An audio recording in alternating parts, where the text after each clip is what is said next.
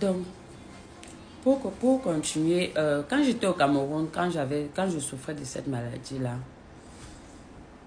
je ne savais pas comment expliquer aux gens, en fait. Quand quelqu'un me demandait si ça va, je disais oui, ça va, ou bien je dis ça ne va pas. Je dis j'ai mal au pied. Mais parce que je ne savais pas comment expliquer le mal. Ce n'est pas... Dieu. Ce n'est pas le genre de mal là. Ça te conditionne. Donc, quand tu t'assois jusqu'à tu es à l'aise, ça te conditionne à rester debout. Tu restes debout jusqu'à tu es un peu à l'aise. Ça te conditionne à te coucher. Tu te couches, tu veux un peu dormir. Tes pieds, donc ça gonfle. Tu as l'impression que tes pieds gonflent. Et quand tu regardes, ça n'a pas gonflé. Les mains sont tellement crampées. Donc c'est lourd. C'est comme si l'eau descend dans tes doigts. C'est comme si l'eau entre dans tes doigts. Oh, quand tu regardes tes doigts physiquement comme ça n'a pas de problème. Ça n'a pas de problème. Donc, c'était vraiment trop bizarre. Bizarre. Même pendant le tournage de la deuxième saison de Commandant Bobo, j'avais déjà mal. Mais j'arrivais encore à porter les chaussures fermées et tout. Tellement j'avais mal, parfois je finissais le tournage comme ça, je me couchais. Je me couchais quelques minutes à même le sol pour essayer de récupérer un peu. Et comme c'était moi l'actrice principale, je me devais d'être forte, de rester forte jusqu'à ce que le tournage soit terminé. Il y avait Salem qui dit qu'il savait que je n'allais pas bien. Donc parfois, après les tournages, on se retrouvait un peu à côté pour prier. Il priait pour moi, il priait pour que les choses changent, pour que ma santé s'améliore.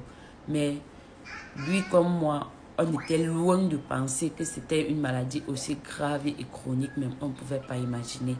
Donc, je pense que vraiment, ce qui m'a vraiment tenu debout jusqu'ici, c'est la prière. C'est la force de la prière parce que on n'a jamais lâché. Je n'ai jamais lâché. Ceux qui m'aiment et me soutiennent n'ont jamais lâché, n'ont jamais cessé de prier pour moi. Quand je prie toujours, je prie le psaume 23, je dis Seigneur, quand je marche dans ton ombre, je ne crains rien. Je sais que tu es avec moi. Tu ne vas pas me laisser tomber.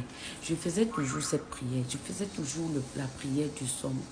Le psaume 23, je dis Seigneur, quand je marche dans la vallée de l'ombre de la mort, je ne crains aucun mal, car tu es avec moi.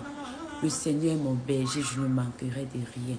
Je dis toujours, Seigneur, tu es mon berger, je ne manquerai de rien. Même la santé ne va pas me manquer tant que je suis avec toi. Pardon, papa, aide-moi. Pardon, papa, ne me fais pas ça. Pardon, papa, ne me fais pas ça. Je dis tout, Seigneur, pardon. Seigneur, pardon. Le psaume 91, je prie, je supplie le Seigneur et dis que Seigneur, tu as dit que je marcherai sur le lion et l'aspic, j'écraserai le scorpion. Seigneur, peu importe le scorpion qui est dans mes pieds, Seigneur, écrase-le par ton feu. Écrase-le par ton feu. C'était très difficile. Et ça continue de l'être. Mais au moins, vous savez, quand tu es malade, quand tu es trop malade et que tu connais enfin de quoi tu souffres, ça te guérit même de 5 à 10%. Pour quelqu'un comme moi qui a le moral vraiment en béton, moi je pense que le fait de savoir ce que j'avais m'a guéri au moins de 30%, honnêtement. Parce que c'est horrible de souffrir autant et de ne pas savoir ce que tu as. De ne pas savoir ce que tu as.